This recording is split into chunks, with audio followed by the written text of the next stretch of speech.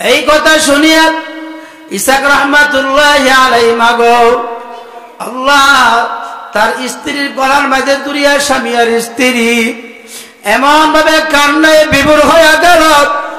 ছেলেরা খানার জন্য পিঠ বাইয়া বসিয়া রইল। বলতে আছে আমার আম্মু এত দেরি করতে আছে রান্নার জন্য। আব্বা গেল, আব্বাও দেরি করতে আছে। আল্লাহ আল্লাহ, আমাদের মরহুম পীর সাহেব হুজুর ফজলুল করিম রাহমাতুল্লাহি আলাইহি বাবা যায় দেখে আব্বা আর আম্মা দুইজনে গোলাগুলি করে কান্দে আর বলে ওরে আমার মাওলা রে, ওরে আমার মাশুক রে, তুমি যদি মাপ নাই করো আমাদের উপায় তো হবে না। বাবা আজ আমাদের মরহুম পীর হুজুর রহমাতুল্লাহি আলাইহি যাইয়া দেখে আব্বা আম্মা একজনের গলাগুলি ধরিয়া এমন জোরে জোরে করে কান্দে আর মাওলার দরবারে মাপ চাইতে আছে আর বলতে আছে মালিক আরে কেমনে করে অন্ধকার কবরে থাকব। কাজী আমার বাবারা ইমান আমল ভালো করতে গেলে বাবা যেই কোন একজন হাক্কানি আল্লাহওয়ালার কাছে যাও বাবা। বাবা আল্লাহু আকবার, তাবলীগের জামাতে যাও নয়তো ইস্তেমাতে যাও, এই কয়েক জায়গায় যাওয়ার পরে বাবার ইমান আমল বাবারে দুরুস্ত করা যায়। সেই জন্য আমার মহাব্বতের বাবারা আমি চরমলাই বুঝি নাই, কোন বাবারে পীর বুঝি নাই। বাবা তোমার দিলের রূপ বলা হইতে যাইয়া যেই কোনো একজন হক্কানি ডাক্তারের কাছে যাইয়া তোমার রুহের চিকিৎসা করিয়া তারপরে কিন্তু আমার মাওলার কবরে রওনা করিও। আজকে বাবা দুনিয়ার অসুস্থ হওয়ার পরে মানুষ ডাক্তারের কাছে যায়। যদি ব্রাহ্মণবাড়িয়ার ডাক্তার তোমাকে ভালো না হয় ওই ডাক্তার কিন্তু এপার করে ডাকাতে বাবা। ঢাকার ডাক্তার যদি তোমার ভালো না হয় ওই ঢাকার ডাক্তার কিন্তু তোমাকে মাদ্রাসে এপার করে। ওই মাদ্রাসার ডাক্তার তোমার চিকিৎসা দিয়া ভালো করতে পারতেছে না, তোমাকে কিন্তু বাবারে সিঙ্গাপুরে বাবারে এপার করে। কিন্তু মূল কথা হইল তোমার রূপ ভালো হইতে হবে। কথা ঠিক না বেটে? ঠিক বাবারে তোমার দিলের রূপ ভালো করতে যাইয়া আমি চরমনায় বুঝি নাই, আমি আমেরিকায় বুঝি নাই, তোমার দিলের রূপ ভালো করতে যাইয়া যে কোনো একজন হক্কানি ডাক্তারের কাছে যাও, যাইয়া দিলের রূপ ভালো করিয়া ইমান আমল ভালো করিয়া দুরুস্ত করিয়া আমার মাওলা পাকের কবরে রওনা করো। কাজী আমার বাবারা বৃক্ষতর নাম কি ফলে পরিচয়। আমি চরমনার এডভেজিটার দেবার জন্য আমি বসি নাই, কিন্তু বাবা আমার মাওলা পাকের জিকির আজকার করিয়া দেখো। যে কোনো একজন হক্কানি পীরের হাতে হাত দিয়া জিকির আজকার করিয়া দেখো আমার মাওলার জিকির যে কত মজা, আমার মাওলার জিকিরের মধু শরবত যে কত মজা, ওই মজা কিন্তু বাবা বোঝানো যাবে না। বেলাল হাফসিকে যখন কাফেররা মারতে আসে বেলাল হাফসি ডাক দিয়ে বলতে আছে, হে কাফেরের দলেরা আমার জান খরণ করতে পারো, কুরবান করতে পারো, কিন্তু মাওলার কালিমার মধু যে কত মজা, ওই কালিমার শরবত যে কত মজা তোমরা জানো না।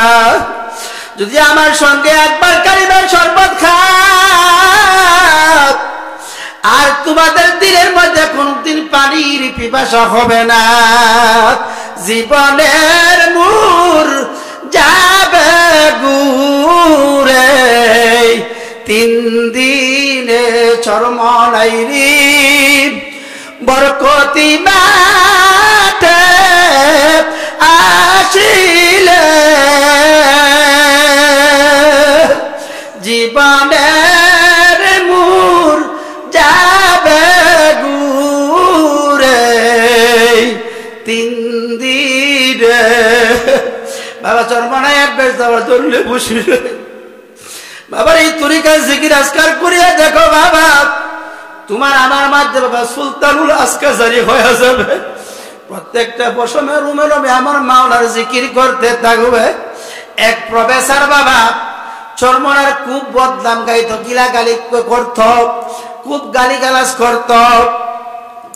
কিন্তু বাবারে চরমনার মুজাহিদরা ওই প্রফেসরকে দাওয়াত দিতে দিতে আল্লাহর ফজলে করমে একদিন বাবারে এক বছরে আল্লাহু আকবার ফাল্গুনের মাহফিলে প্রফেসরকে নিয়ে গেল আর বলতে আছে, স্যার আপনি একদিন টাকার পরে চলে যাইবে, আপনাকে আমরা 3 দিন রাখবো না, 3.5 দিন রাখবো না। আল্লাহ পাকের বান্দা যে কোনো মর্জি রাজি হয়ে গেল, একদিনের সফরের জন্য রাজি হয়ে গেল। ওই প্রফেসর ওই মুজাহিদ ভাইদের সাথে বাবারে রওনা করলো চরমনার ময়দানে।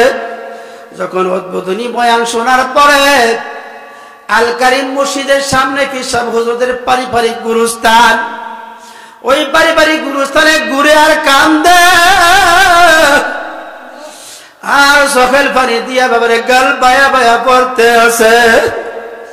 এখন পুরান মুজাহিদরা বলতে আছে, স্যার একদিন তো হয়ে গেছে, আপনার চলে যান বাড়িতে।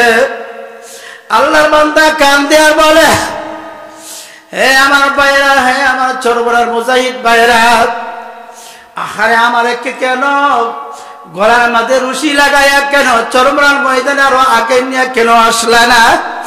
আমি তোমার এই ময়দান দিকে যাব না, যাব না, যাব না, আমি আর এই ময়দান দিকে যাব না।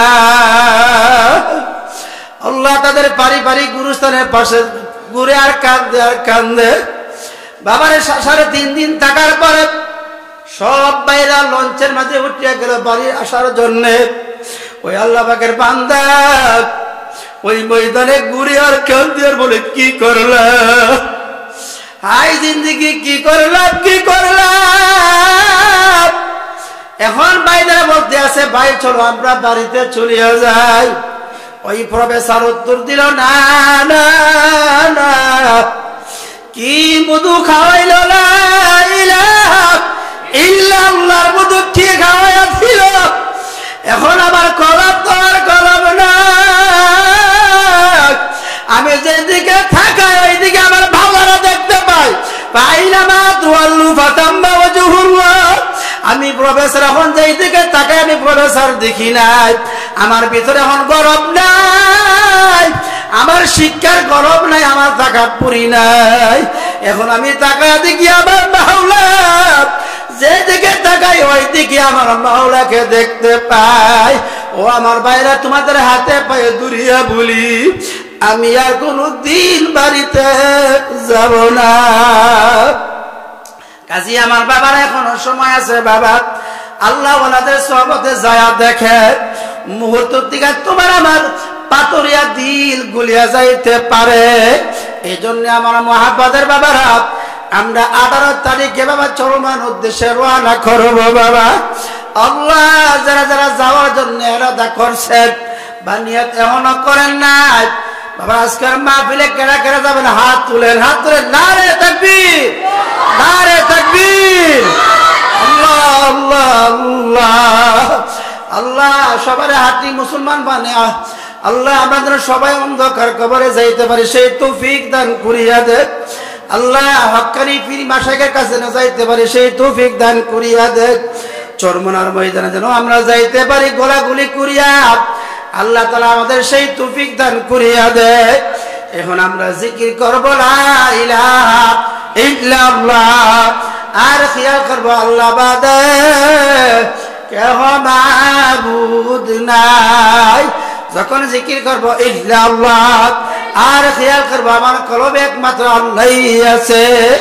যখন জিকির করব আল্লাহ আল্লাহ, আর খেয়াল করব আমি আমার মাওলাকে ডাকতে আছি।